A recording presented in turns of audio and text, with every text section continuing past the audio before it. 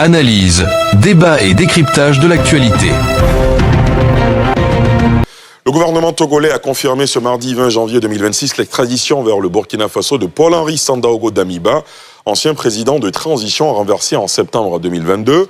Accusé d'être impliqué dans plusieurs tentatives de déstabilisation et de putsch, l'ex-officier burkinabé vivait depuis plusieurs mois hors des radars, entre rumeurs d'exil et silence diplomatique.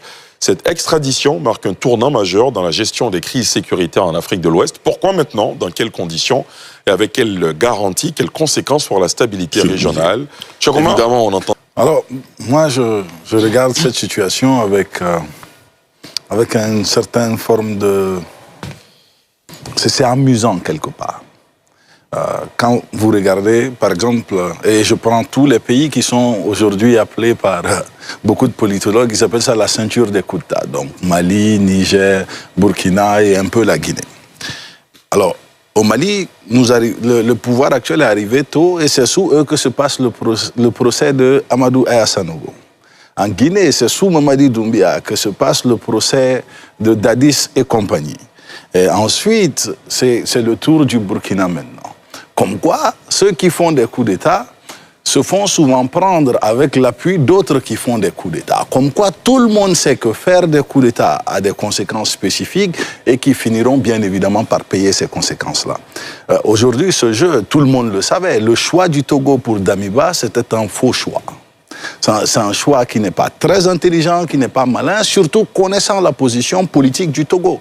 Et ça, c'est quelque chose qui n'est pas caché. Les gens ont pendant longtemps parlé de Faure qui se déplace tard la nuit dans ces pays-là. Les négociations CEDEAO-AES, le rôle que Faure a pu jouer dans ça, à un moment donné, il fallait comprendre que le pouvoir au Togo a des intérêts et que ces intérêts passeront certainement au-delà de la personne de Damiba.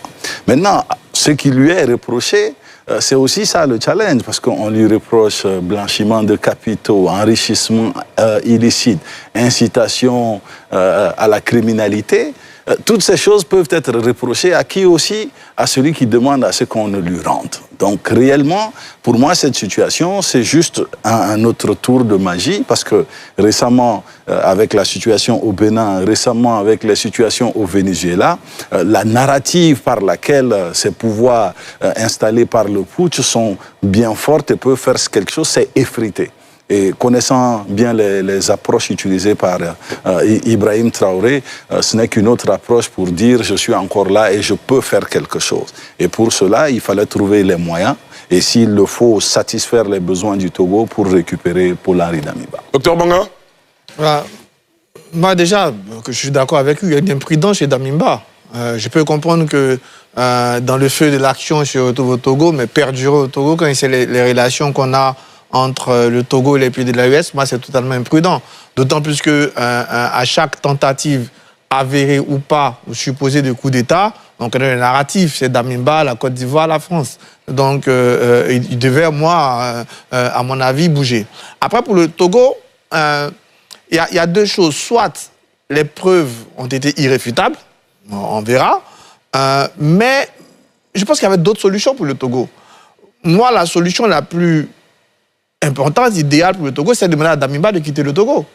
Parce qu'aujourd'hui, le Togo se positionne en médiateur, à la fois dans des crises ouest-africaines, mais même dans la crise de la RDC. Quand vous positionnez en médiateur, quel signal vous envoyez? Ça veut dire que si demain, un Faure réussit à obtenir que, je dis par exemple, Joseph Kabila doit venir en exil à Lomé, il ne viendra pas. Plus aucun opposant ne voudra venir en exil à Lomé, parce qu'il va se dire à n'importe quel moment, je peux me retrouver dans le pays. Et puis il y a une tradition d'asile africaine qu'on maintient. Ouais. Et aujourd'hui, quand vous acceptez, parce qu'on oublie trop souvent les conditions dans lesquelles Damiba est parti.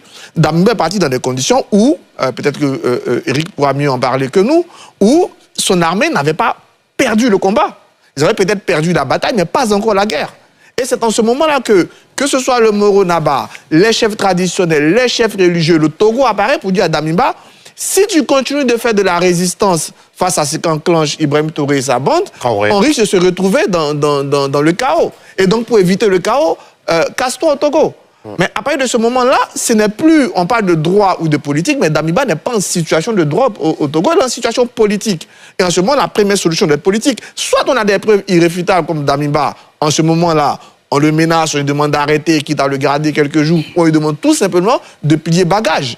En ce moment, on n'est plus fâché avec les potes burkinabés, mais dans ces conditions-là, le Togo lui-même, qui veut se positionner en médiateur dans les crises africaines, envoie un très mauvais signal aux opposants qui vont vouloir se réfugier au Togo au nom de la paix dans leur pays. Bien sûr. Eric Bayala?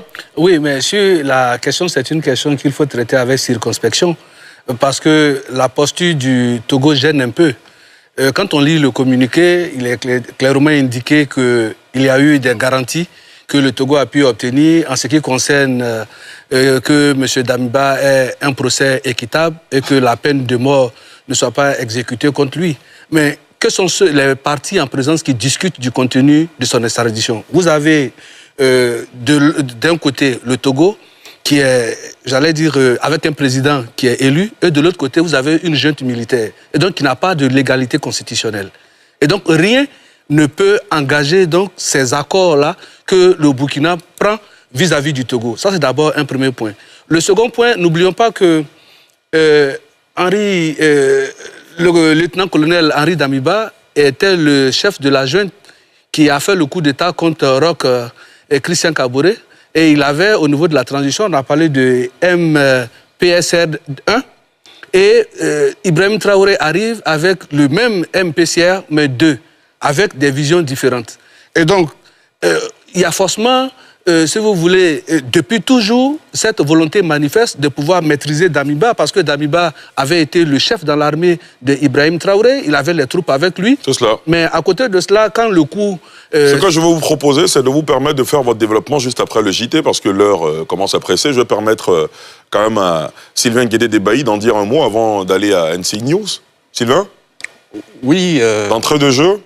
Oui, d'entrée de jeu, moi je dirais que le lieutenant-colonel a peut-être manqué une occasion, n'est-ce pas, de ne pas gêner le pouvoir burkinabé, puisque il sait très bien, c'est à l'issue des négociations qu'il a pu obtenir l'exil au Togo. Il devrait donc rester tranquille. Mais dans tous les coups, avérés ou non, son nom est toujours cité. Il a fini par agacer son hôte, qui est le président Faure Gnassingbé, et le président Faure Yadema. Et je pense que quand on me dit que Damiba, on devait lui proposer de quitter le Togo, non, il n'avait pas à quitter le Togo.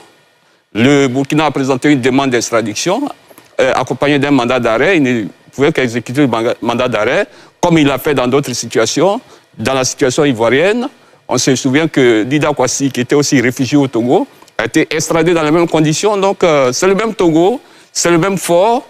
Et je pense que l'avenir nous dira ce qui va se passer. Mais je pense que Damiba est présumé innocent. Il fera face à la justice burkinabé. Dieu merci, la peine de mort ne sera pas retenue contre lui. Il est présumé innocent. Le procès va s'ouvrir. Peut-être qu'il pourra gagner le procès. Qu'est-ce qu'on en sait? Serge Daniel, avant de vous laisser partir et avant de courir à NCI News, dites-nous, est-ce que selon vous, le Burkina Faso aujourd'hui dispose de garanties judiciaires et sécurité suffisantes pour juger un ancien chef de transition et ne pas appliquer surtout la peine de mort? Nous sommes dans un régime d'exception. Dans un régime d'exception, la loi n'est pas forcément respectée, c'est la loi du plus fort qui compte.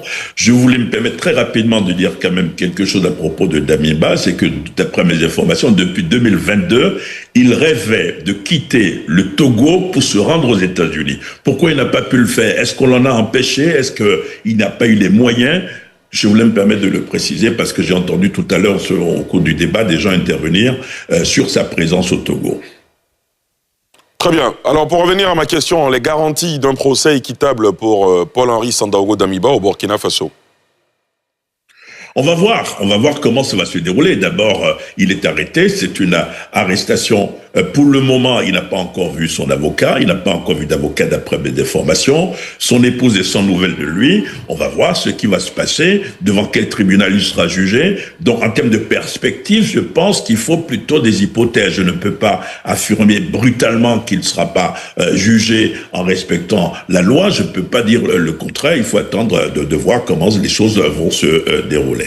L'avenir nous dira, adviendra que pourra. Merci beaucoup Serge Daniel d'avoir répondu à nos questions depuis Dakar.